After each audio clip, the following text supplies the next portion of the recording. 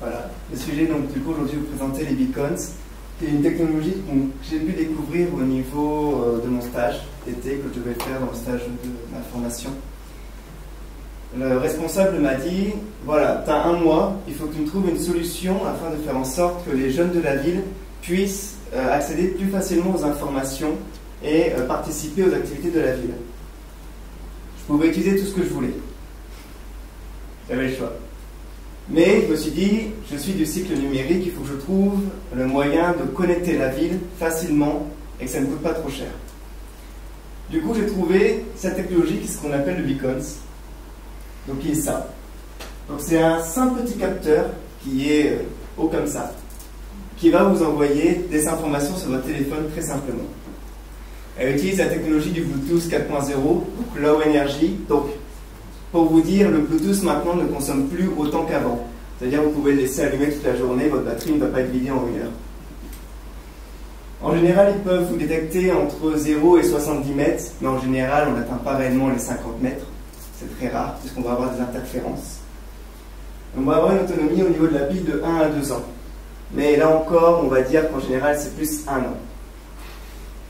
Ouais, c'est marketing.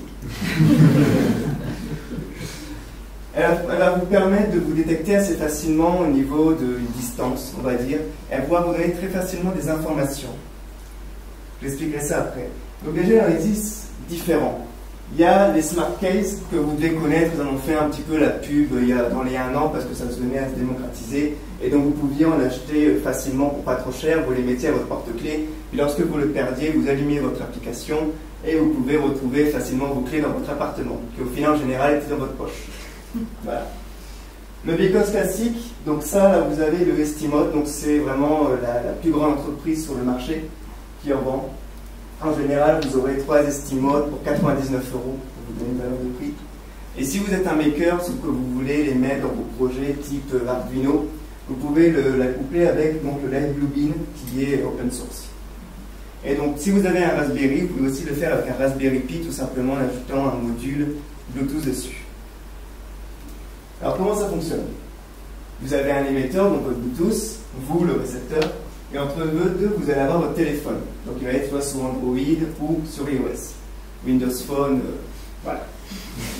Donc, pour iOS, il va falloir être sur la version 7.0, donc on va dire que c'est la version de la 4S. Donc, en général, plus personne en général n'a de 3. Et pour Android, ça va être la 4.3, donc c'est la Jelly Bean, en général, si ça vous parle. Et voilà, c'est tout ce qu'il faut. Non, c'est pas vrai. Il vous faut une application, ça veut dire une application qui va pouvoir reconnaître les beacons et pouvoir les lire. Il faut avoir activé le Bluetooth et avoir accepté sur iOS de pouvoir recevoir les messages push et des notifications. Donc les messages push, c'est des notifications, c'est lorsque vous recevez, lorsque l'application elle vous dit bah, aujourd'hui sur showroom privé, moins 50% sur tel truc. Et bien sûr, c'est logique, il faut vous situer dans la zone de signal pour que le beacon puisse vous détecter. Alors en gros, comment ça fonctionne?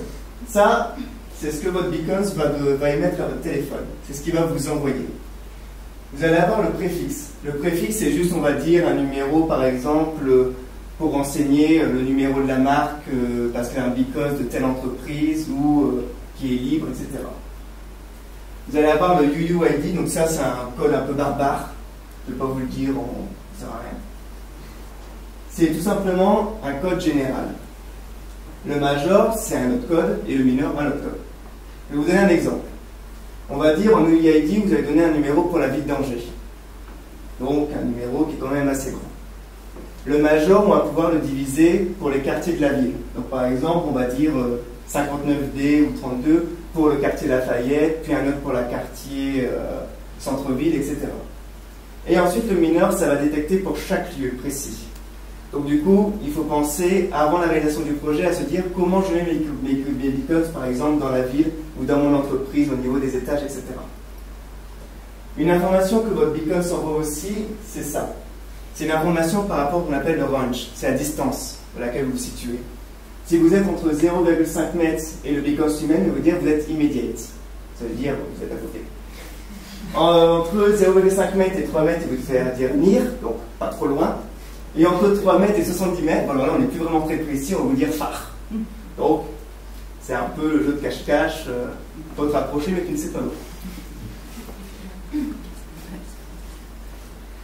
Et du coup j'ai oublié qu'il fallait faire attention aux interférences radio. Parce que si vous avez un gros mur entre deux, bah, les 70 mètres vous les réduisez aux 30 mètres en fait.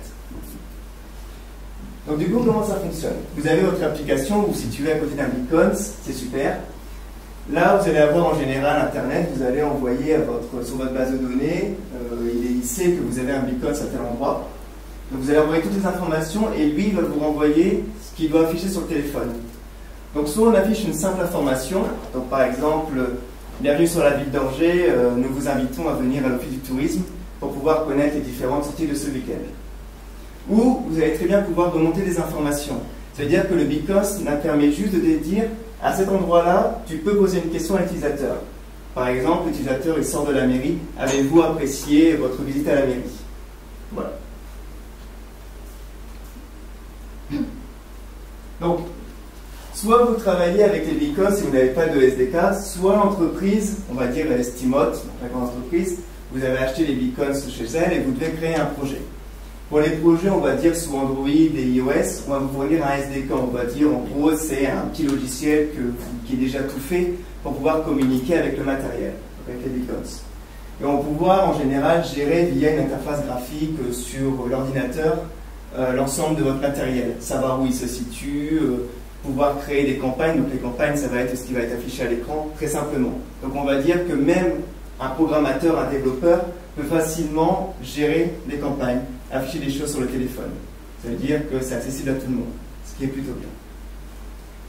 Un petit exemple, vous avez dû entendre parler du projet Mouchcool qui a été fait par Philippine Delbo, donc qui était un projet qui lui est venu à l'idée, donc elle a 16 ans, parce qu'il y avait un jeune enfant qui avait été oublié dans un bus scolaire et qui est resté pendant 8 heures.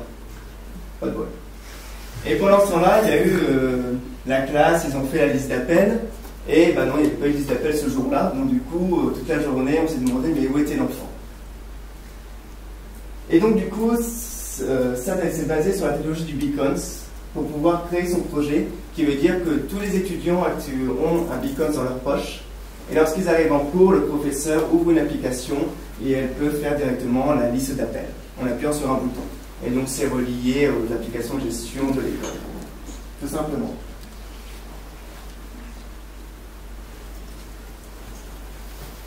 Donc, je me suis basé un petit peu au niveau Smart City pour me dire, mais qu'est-ce que ça nous apporte concrètement aujourd'hui dans le Smart City, les beacons? Qu'est-ce qu'on va y gagner à le faire? Donc déjà, on va dire que toute votre ville, elle va pouvoir être connectée. Tout, un poteau, tout ce que vous voulez, tout ce que la ville va être d'accord pour connecter, on va pouvoir le faire. Un parc. Donc ça va devenir attractif. On va pouvoir ajouter une valeur ajoutée, une expérience utilisateur, parce qu'on va créer, l'utilisateur, il aime pouvoir interagir avec ce qui l'entoure. Donc là, ça va être possible. Et ce que j'ai trouvé aussi, c'était que ce que préfigure ce que devait être l'Internet des objets publics. Ça veut dire qu'on met à disposition du matériel, et c'est ensuite aux développeurs, aux entreprises, aux startups, d'imaginer ce qu'on pourrait faire avec. Ça veut dire qu'on ouvre le champ des possibilités. Alors, quelques exemples, par exemple aux arrêts de bus. Lorsque vous arrivez à côté des arrêts de bus, on va vous dire, ben voilà, votre bus, s'il a du retard, vous inquiétez pas, il va arriver. Ou le prochain arrêt de bus, à quelle heure il va passer, parce qu'il sait que tous les jours, vous prenez le 4, et vous dire, il arrive dans 5 minutes, et puis le prochain, c'est dans 10 minutes. Vous allez me dire, sur Angers, j'ai mes grands panneaux qui m'affichent dans 10 minutes, j'ai le prochain passage. Mais il y a des villes à qui ça a un coût de mise en place ces panneaux, et qui n'ont pas les moyens, et un beacon, c'est un coût assez faible pour pouvoir mettre en place cette technologie. On peut aussi dire, pour les malvoyants, on va pouvoir donner l'accessibilité. Aujourd'hui, ils ont des Android aussi sur leur téléphone. On va pouvoir du coup faire en sorte que les panneaux de signalisation ils soient communicants et on va pouvoir facilement communiquer avec. Donc on va dire on va vraiment avoir un large choix de possibilités. Il faut juste trouver comment utiliser cette technologie pour répondre aux besoins. En classe cette année, on a ce qu'on appelle le Green IT. On réfléchit avec. Et donc du coup, on en discutait l'autre jour avec Michael Ruot. Et on s'est dit, mais quel est l'impact d'un beacon actuellement sur le Green IT? Quelle est sa consommation? Donc du coup, si vous avez des idées, on peut en reparler après, ça peut être sympa. Et donc je vous mettrai, là vous avez quelques liens pour apprendre à développer. Donc vous avez notamment pour coder, vous avez une application open source, donc c'est AltBeacon qui est une librairie Android pour développer assez facilement des applications. Et donc je vais créer une liste que je pourrais fournir si vous voulez avoir plus de renseignements sur les beacons. Voilà.